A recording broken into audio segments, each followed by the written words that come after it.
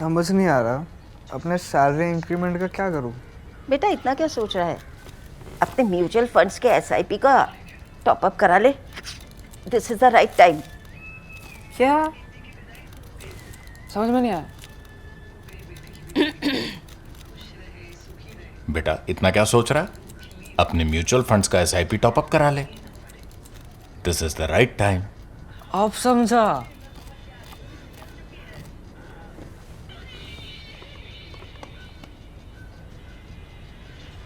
Mutual fund investments are subject to market risks. Read all scheme related documents carefully. India and Russia just concluded their annual summit after a gap of 4 years, with huge media coverage, high expectations, and a lot of goodwill. The joint statement, however, has been a bit of a dampener, with almost no reference to defense deals or anticipated announcements. But there has been an important strategic development that preceded the India Russia joint statement: the coming into force of the RELOS, the Reciprocal Exchange of Logistics Support Agreement. And today, I will tell you why this is such a crucial step in supporting India's economic aspirations for Russia's Far East, India's investments in Siberia, all the way to the Arctic. So let's begin with the timing. The Russian Duma, which is the Russian parliament, ratified the RELOS agreement one day before President Putin touched down in New Delhi on 4th of December.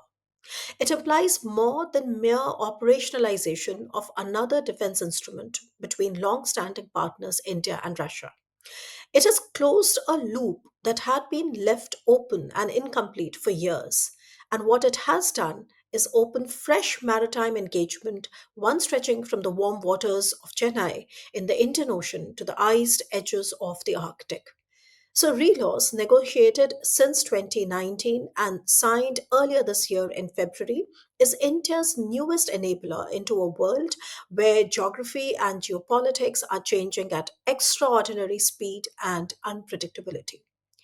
But before we come to the nitty gritty of RELOS, let me explain a bit on how India's maritime vision per se has been evolving so that you'll be able to make better sense of why RELOS is so crucial. New Delhi's journey to signing logistics agreements has been discerning. It also lies in India's long transformation from a continental to a maritime power. For much of its independent history, India's strategic gaze remained fixated on its continental security concerns, and for good reasons. The seas had remained highways for trade, but had yet not become domains of geopolitical competition and contestation. India's early maritime doctrine in the 2000s reflected this modest imagination. They were built around the concept of using the seas, not really shaping or securing them. So, as India's economic center of gravity moved southward to its ports and coastlines, its maritime consciousness began to deepen. Now, for instance, the Sagar Doctrine in 2015 was the first articulation of a more expansive role, followed by the Indo Pacific Oceans Initiative in 2018, a revamped Indian Ocean Naval Symposium or IONS, and the Information Fusion Center of the Indian Ocean Region or the IFC-IOR, also that came about in 2018. Fueling this shift in New Delhi was China's assertive wolf warriorism in the South China Sea, especially after 2013, and its steady encirclement of India through dual use ports and dubious partnerships with India's neighbors.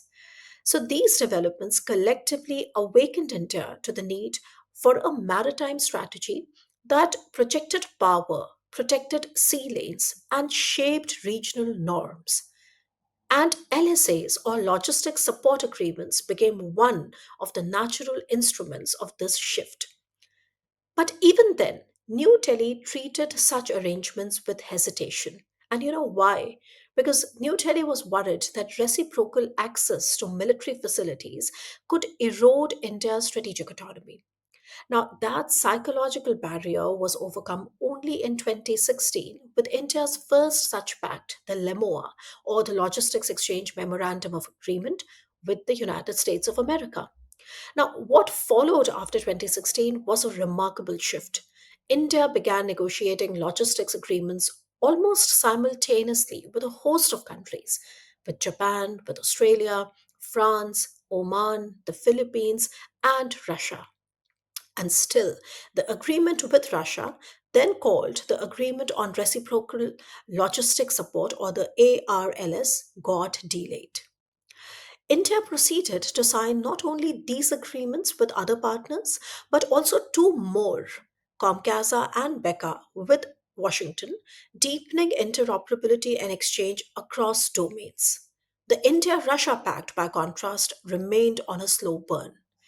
So its eventual ratification in 2025, therefore, carries both the weight of delay and the promise of strategic value.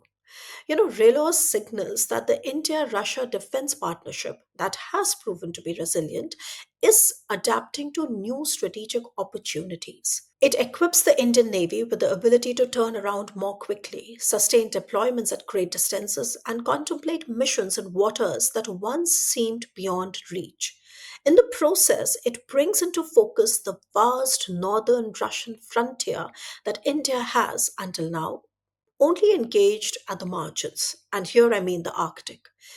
So, at the technical level, what RELOS does is that it sets procedures for dispatching warships, military aircraft, and even mutual deployments of troops for various activities between India and Russia. For India, up to the Arctic, and for Russia, here in the Indian Ocean region. And it governs the logistical support they may obtain. It applies in peace as well as in crisis. It applies during exercises, training, humanitarian assistance, disaster relief, and other mutually agreed upon tasks. Russian officials have conveyed that the pact may give India reciprocal access to over 40 Russian naval and air bases, including key Arctic and Pacific facilities. If these hold, India would gain unprecedented operational geography, stretching far beyond its traditional comfort zone in the Indian Ocean and the Indo Pacific. Now, such agreements become crucial enablers for more reasons. Logistics Support Agreement, or the LSAs, act as behind the scenes scaffolding of modern naval power. Because they allow navies to refuel, to rest, to repair, and resupply at partner facilities. Activities that cumulatively determine the tempo and reach of maritime operations. They build trust, create communication channels, and improve overall readiness. So, relos is not an isolated endeavor. It is a part of a recalibration of India's maritime aspirations, one that embraces multi alignment at sea, recognizes the future of global trade, and seeks to participate in the emerging governance of the world's last great frontier, the Arctic. And now let's see how relos is crucial for India's Arctic aspirations, something that I've been repeating in today's column. So, India's relationship with the Arctic is older than commonly remembered. Over a century ago, in fact, more than 100 years in 1920, India was one of the original signatories to the Svalbard Treaty, which granted rights to engage in scientific and commercial activities in the Arctic under Norwegian sovereignty. Fast forward to 2008, India established its first Arctic research station, Himadri, again in Svalbard, a signal of India's scientific intent.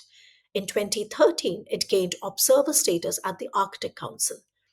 After a brief hiatus, because between 2013 and 2022, nothing much happened, but after this brief hiatus, India released its first ever Arctic policy in 2022, crystallizing its interest in science, climate, connectivity, and resource security.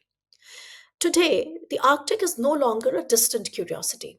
Its ice is melting rapidly, laying bare untapped hydrocarbons, critical minerals, and most importantly, new maritime routes that may alter global shipping patterns. I'm sure you've heard of the Northern Sea Route, the NSR, controlled largely by Russia. It promises to shorten the journey between Asia and Europe by up to 40%. For a fast growing economy such as India, deeply dependent on imported energy and increasingly anxious about supply chain vulnerabilities and disruptions and weaponization of commodities, India sees both opportunity and necessity in engaging with the Arctic. Now, it is true that Russia is not the only player in the region, and we have, this mechanism of cooperation with several other Arctic players. But, Russia matters to New Delhi's calculus. The Russian Arctic, with its vast LNG projects, its minerals, and emerging infrastructure, is one of the few places where India is looking forward to invest.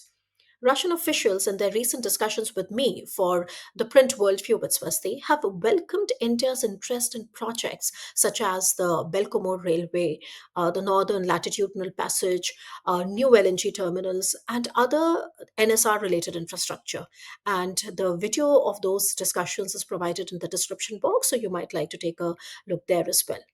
And going further, there is this wonderful connectivity project called the Chennai Vladivostok Eastern Maritime Corridor, or the EMC, that has been operational since 2024.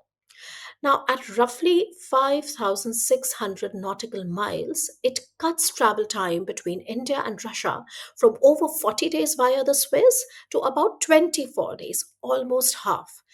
It already moves crude oil, coal, fertilizers, machinery, and textiles, all of these things to India, and its potential extension to another of Indian port, Paradeep, sounds promising. Then there are plans to include Southeast Asian countries such as Indonesia and Vietnam. Now, these developments and discussions point to a future in which the Bay of Bengal, the Russian Far East, and the Arctic could be a part of a single connectivity arc. And that's quite the game changer. Now, for this emerging ecosystem to be credible and secure, RELOS will prove to be indispensable.